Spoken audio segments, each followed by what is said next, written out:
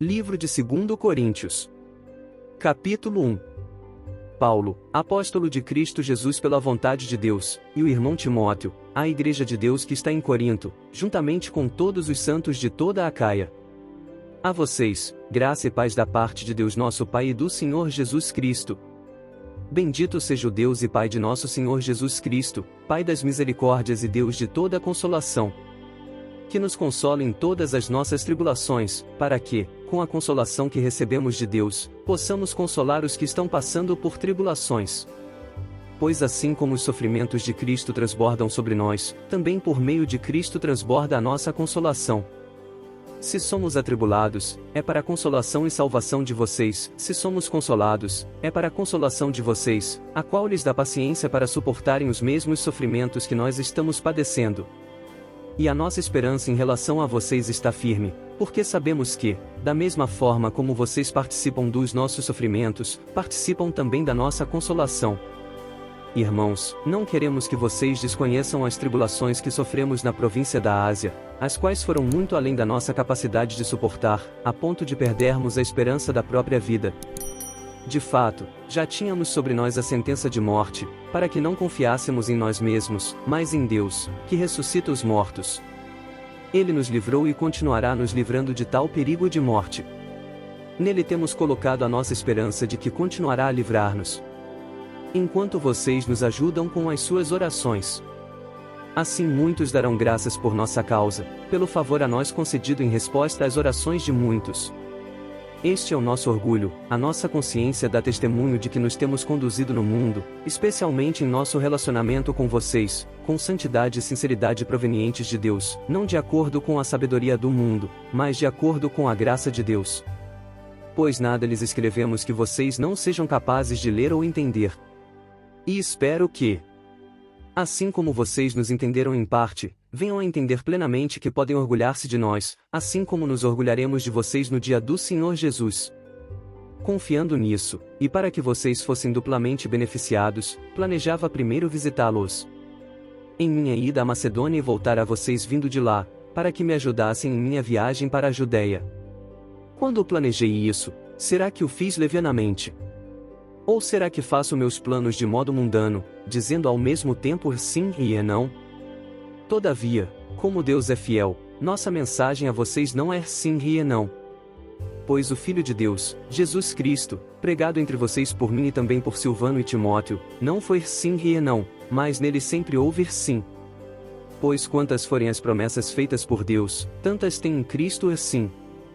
Por isso, por meio dele, o Amém é pronunciado por nós para a glória de Deus. Ora, é Deus que faz que nós e vocês permaneçamos firmes em Cristo. Ele nos ungiu, nos selou como sua propriedade e pôs o seu Espírito em nossos corações como garantia do que está por vir. Invoco a Deus como testemunha de que foi a fim de poupá-los que não voltei a Corinto. Não que tenhamos domínio sobre a sua fé, mas cooperamos com vocês para que tenham alegria, pois é pela fé que vocês permanecem firmes. Capítulo 2. De modo que resolvi não lhes fazer outra visita que causasse tristeza. Pois, se os entristeço, quem me alegrará senão vocês, a quem tenho entristecido? Escrevi como escrevi para que, quando eu for, não seja entristecido por aqueles que deveriam alegrar-me. Estava confiante em que todos vocês compartilhariam da minha alegria. Pois eu lhes escrevi com grande aflição e angústia de coração, e com muitas lágrimas, não para entristecê-los, mas para que soubessem como é profundo o meu amor por vocês. Se alguém tem causado tristeza, não o tem causado apenas a mim, mas também, em parte, para eu não ser demasiadamente severo, a todos vocês. A punição que lhe foi imposta pela maioria é suficiente. Agora, pelo contrário, vocês devem perdoar-lhe e consolá-lo, para que ele não seja dominado por excessiva tristeza. Portanto, eu lhes recomendo que reafirmem o amor que têm por ele. Eu lhes escrevi com o propósito de saber se vocês seriam aprovados, isto é, se seriam obedientes em tudo. Se vocês perdoam a alguém, eu também perdoo, e aquilo que perdoei, se é que havia alguma coisa para perdoar, perdoei na presença de Cristo, por amor a vocês, a fim de que Satanás não tivesse vantagem sobre nós, pois não ignoramos as suas intenções. Quando cheguei a Troade para pregar o Evangelho de Cristo e vi que o Senhor me havia aberto uma porta, Ainda assim, não tive sossego em meu espírito, porque não encontrei ali meu irmão Tito. Por isso, despedi-me deles e fui para a Macedônia.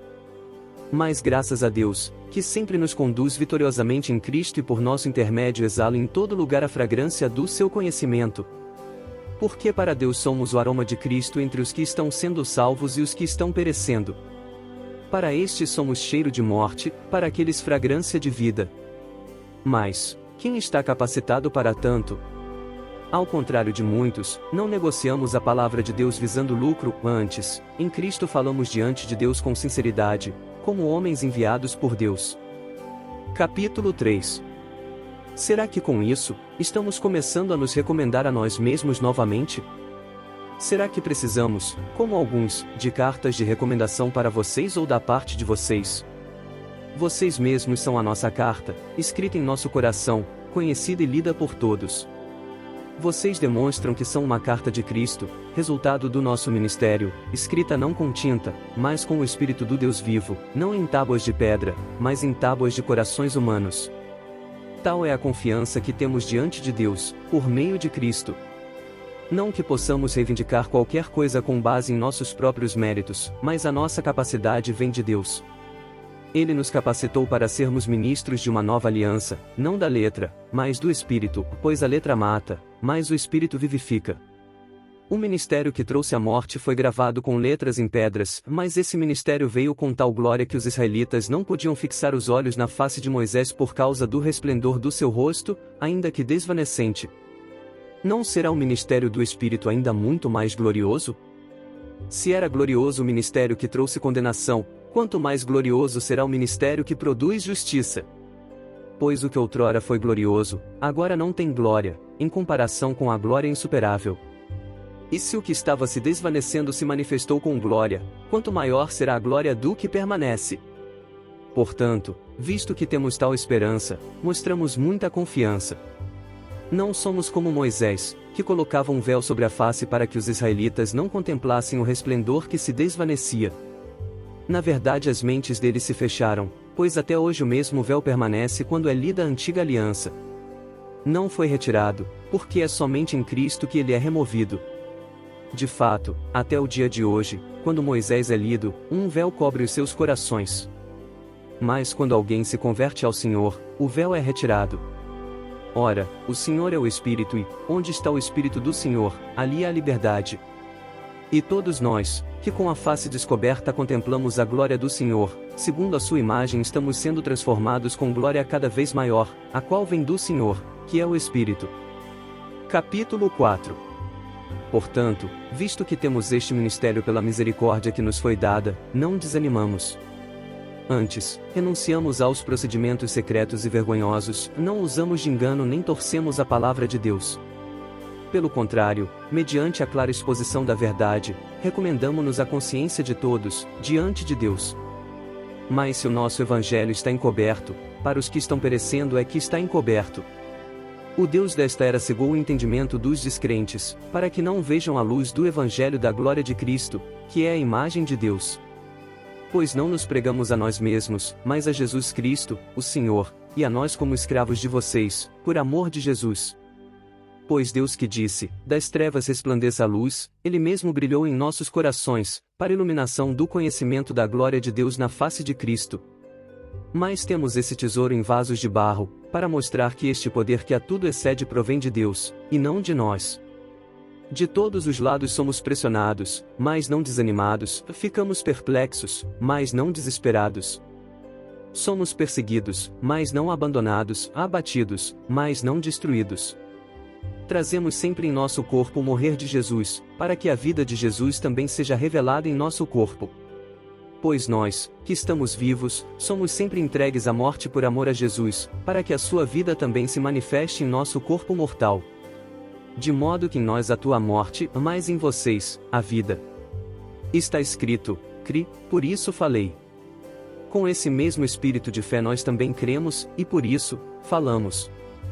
Porque sabemos que aquele que ressuscitou ao Senhor Jesus dentre os mortos, também nos ressuscitará com Jesus e nos apresentará com vocês. Tudo isso é para o bem de vocês, para que a graça, que está alcançando um número cada vez maior de pessoas, faça que transbordem as ações de graças para a glória de Deus. Por isso não desanimamos. Embora exteriormente estejamos a desgastar-nos, interiormente estamos sendo renovados dia após dia.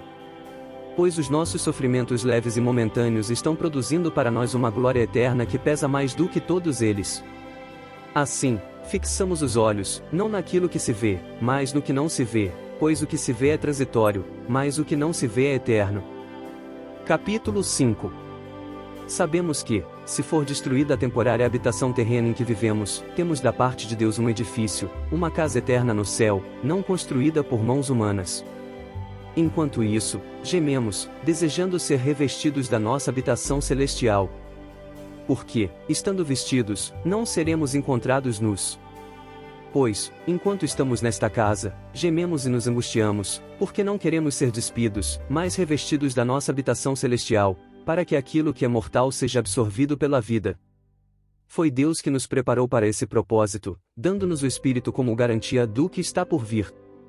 Portanto, temos sempre confiança e sabemos que, enquanto estamos no corpo, estamos longe do Senhor. Porque vivemos por fé, e não pelo que vemos. Temos, pois, confiança e preferimos estar ausentes do corpo e habitar com o Senhor. Por isso, temos o propósito de lhe agradar, quer estejamos no corpo, quer o deixemos. Pois todos nós devemos comparecer perante o tribunal de Cristo, para que cada um receba de acordo com as obras praticadas por meio do corpo, quer sejam boas quer sejam más. Uma vez que conhecemos o temor ao Senhor, procuramos persuadir os homens. O que somos está manifesto diante de Deus, e esperamos que esteja manifesto também diante da consciência de vocês. Não estamos tentando novamente recomendar-nos a vocês, porém lhes estamos dando a oportunidade de exultarem em nós, para que tenham que responder aos que se vangloriam das aparências e não do que está no coração. Se enlouquecemos, é por amor a Deus, se conservamos o juízo, é por amor a vocês.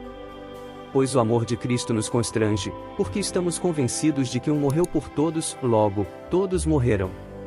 E ele morreu por todos para que aqueles que vivem já não vivam mais para si mesmos, mas para aquele que por eles morreu e ressuscitou. De modo que, de agora em diante, a ninguém mais consideramos do ponto de vista humano. Ainda que antes tenhamos considerado a Cristo dessa forma, agora já não o consideramos assim. Portanto, se alguém está em Cristo, é nova criação. As coisas antigas já passaram, eis que surgiram coisas novas. Tudo isso provém de Deus, que nos reconciliou consigo mesmo por meio de Cristo e nos deu o ministério da reconciliação. Ou seja, que Deus em Cristo estava reconciliando consigo o mundo, não lançando em conta os pecados dos homens, e nos confiou a mensagem da reconciliação.